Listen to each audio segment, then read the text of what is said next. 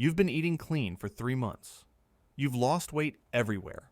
Your face, your arms, even your butt. But that belly? Still there. Still soft. Still making your jeans feel like a bad relationship. And you're starting to wonder if your body just hates you. Here's the harsh truth. Your body doesn't hate you. It's protecting you. Because that belly fat isn't just storage. It's your body's emergency bunker. And right now, 3 invisible bodyguards are standing at the door, refusing to let anything out. Their names? Cortisol, insulin, and chronic stress. But once you understand what they're actually guarding against, you'll know exactly how to send them home. No crunches, no cardio punishment, just biology that finally makes sense. By the end of this, you'll know why your belly fat thinks it's saving your life and how to convince it otherwise. Let's find out from the inside. So let's get one thing straight. Not all fat is created equal. The fat on your thighs? That's like a savings account. Boring, patient, waits for instructions, takes deposits, makes withdrawals, no drama. But belly fat, specifically visceral fat, the stuff wrapped around your organs, that's different. Think of it as your body's panic room. When your body senses danger, it packs energy into that vault and throws away the key. And who's deciding what counts as danger? 3 hormone systems that think you're living in survival mode. Meet the defense team. Cortisol, the paranoid security chief. Every time you're stressed, deadlines, traffic, scrolling bad news at midnight, cortisol shows up screaming, "We're under attack. Lock down everything." It doesn't care if the threat is a lion or your inbox. Danger is danger. Insulin, the gatekeeper. Every time you eat, insulin rises to handle the sugar. Normal. But if insulin's constantly high, from stress, poor sleep, or eating all day, it stands at the belly fat vault 24/7 saying, "Nothing leaves. Ever." Chronic stress, the alarm system that never shuts off. It's not one bad day. It's the grinding, buzzing, low-level panic that keeps cortisol and insulin on permanent duty. Together, they're not trying to ruin your life. They're trying to save it. Your body genuinely thinks you need that belly fat to survive whatever crisis you're in. The problem? You're not in a crisis, but your hormones don't know that. So how did this system get so confused? Let's rewind.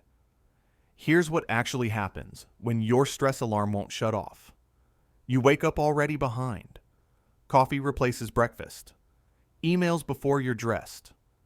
Your body reads this as one thing. We're being chased. Save everything. Cortisol spikes. That's normal.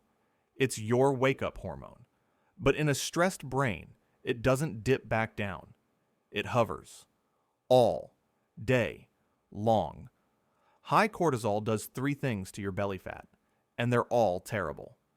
First, it tells your belly fat cells to grow. Seriously. Cortisol has special receptors in visceral fat, more than anywhere else in your body. It's like your belly has a hotline to your stress levels. When cortisol calls, belly fat answers, "Yeah, we'll take more storage. Build another warehouse." Second, it makes you crave sugar and junk. Not because you're weak. Because cortisol burns through glucose fast, then panics when it runs low. Your brain goes, "We need fuel now." And suddenly, you're elbow deep in a bag of chips at 3 p.m. wondering what happened to your willpower. Third, it blocks fat burning, even if you're eating perfectly, even if you're fasting. High cortisol keeps insulin elevated just enough to lock the belly fat vault.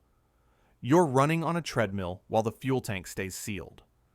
Meanwhile, insulin's standing guard because you've been eating all day, grazing, snacking, keeping your metabolism up. Every bite triggers insulin, and insulin says, "Store, don't burn." Now add bad sleep. 7 hours or less, and cortisol stays high overnight. You wake up with elevated insulin, already in fat storage mode before breakfast even happens. It's a vicious cycle. Stress raises cortisol. Cortisol grows belly fat and triggers cravings. You eat more. Constant eating keeps insulin high. Insulin locks fat burning. Poor sleep makes everything worse. Repeat. Your belly fat isn't stubborn. It's being actively defended by a hormone system that thinks you're in danger. But here's the thing. You can shut off the alarm. First, let's see what this looks like in real time. Hour by hour, day by day. Here's how your defense system operates. Let's walk through what's happening in your body during a typical day. Because every hour, your defense team is either locking fat in or letting it out. You wake up in the morning. 6, maybe 7 a.m. Cortisol naturally rises. That's good. It's your body's alarm clock. But if you slept poorly, cortisol's already too high. Your liver checks the fuel gauge, sees stress hormones, and dumps glucose into your blood just in case. Insulin shows up to handle it. Now, you've got elevated insulin before you've eaten anything. Fat burning? Already shut down. You skip breakfast or grab something sweet. Insulin spikes higher. Your belly fat cells see this and go, yep, still in lockdown. Fast forward to midday. Noon rolls around. Lunch happens. Then maybe a snack around 2. Then coffee with cream at 3. Each time you eat, insulin rises. Even healthy food triggers it. That's normal. But if insulin never gets a break, the belly vault never opens. Insulin keeps showing up like that friend who never takes the hint. Well-meaning, but exhausting. Every snack is another uninvited visit. Meanwhile, stress from work keeps cortisol elevated. Deadlines, notifications, back-to-back calls. Your body's still reading this as danger mode activated. Belly fat stays locked. The defense team's at full attention. Then comes the afternoon crash. 3, maybe 4 p.m. Energy dips hard. That's cortisol draining your glucose, then freaking out when it runs low. You crave something, anything, with quick sugar. You eat it. Insulin spikes again. The belly fat vault that was maybe possibly about to crack open slams shut. Your fat cells aren't even being asked to contribute energy. They're just sitting there, fully stocked, while your body runs on whatever you just ate. Evening arrives. Dinner happens late, 8 or 9 p.m. You're tired, so you eat more than you planned. Insulin rises. By the time you're asleep around 11, insulin's still high, processing that last meal. Your body should be in repair mode overnight. Growth hormone should show up, telling fat cells to donate energy for maintenance. But high insulin blocks it. The night shift never happens. And cortisol, still hovering, because your brain's racing, your phone's still on, and your body never got the "we're safe now" signal. You wake up the next morning and repeat the whole thing. For days, weeks, months, years. That's why your belly fat won't budge. It's not one bad meal. It's a 24-hour defense system that never stands down. Your hormones are doing their job. They're just doing it based on bad information. Good news. You can rewrite the script. So what actually breaks through the defense? Here's where everything shifts. Here's the truth your fitness tracker won't tell you. You can't exercise your way out of this. You can't crunch your way through cortisol. And eating less just makes your body panic more.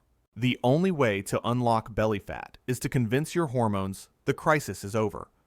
You need to send 3 specific signals. Not workouts, not willpower. Signals. The first signal is giving insulin a break. Your body can't burn belly fat when insulin's constantly elevated. The fix isn't eating less. It's eating less often. Stop grazing. Stop the constant snacks.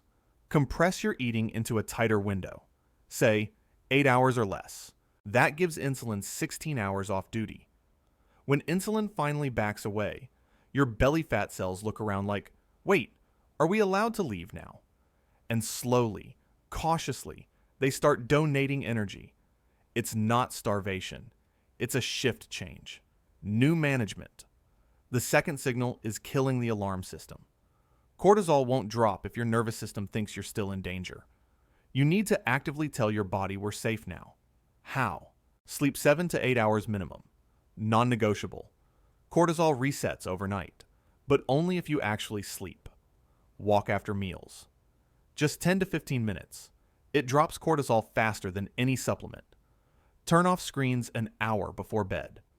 Your brain reads blue light as daylight, which means stay alert. The alarm never shuts off. The third signal is building the night shift. Your body repairs and burns fat overnight, but only if insulin's low and cortisol's calm. Stop eating 3 to 4 hours before bed. Let your last meal digest completely. When you sleep on an empty stomach, growth hormone shows up. Fat cells finally open the vault. Your body shifts from store everything to use what we've got.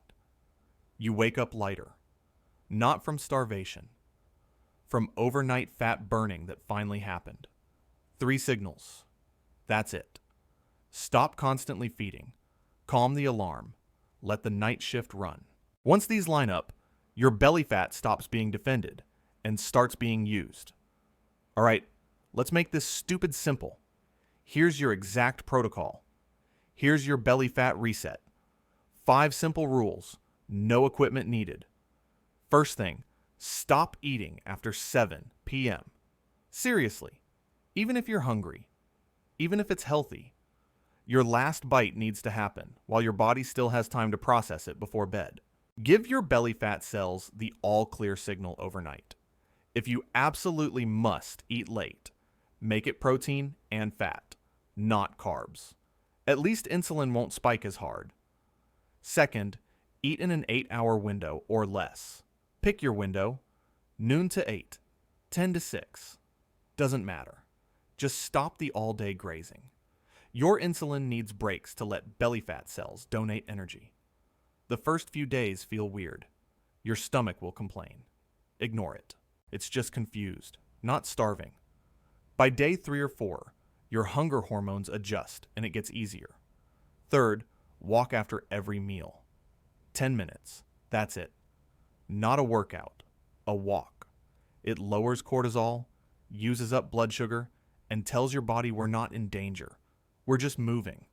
Doesn't sound like much. Works anyway. Fourth, protect sleep like it's your job. 7 hours minimum. 8 is better. Sleep is when cortisol resets and growth hormone shows up to burn belly fat. Can't sleep? Kill screens an hour early. Take magnesium. Make your room cold and dark. Do whatever it takes. Bad sleep keeps cortisol high and belly fat locked no matter what you eat. Fifth, stop stressing about food. Obsessing over every calorie? That's stress. Feeling guilty about meals? That's stress. Cortisol doesn't care if your stress is legitimate. It just keeps the alarm on. Eat well during your window, then move on. Trust your body to handle it. 5 rules. Not sexy, not complicated. Just signals that tell your defense team stand down. We're not in danger anymore. Do this for 2 weeks, and your belly fat stops acting like a fortress. Some people feel it sooner. Some take 3 or 4 weeks. But the system works the same. It starts acting like fuel, because that's what it always was. Fuel your body was too scared to use. So let's bring it all together. So here's where we are.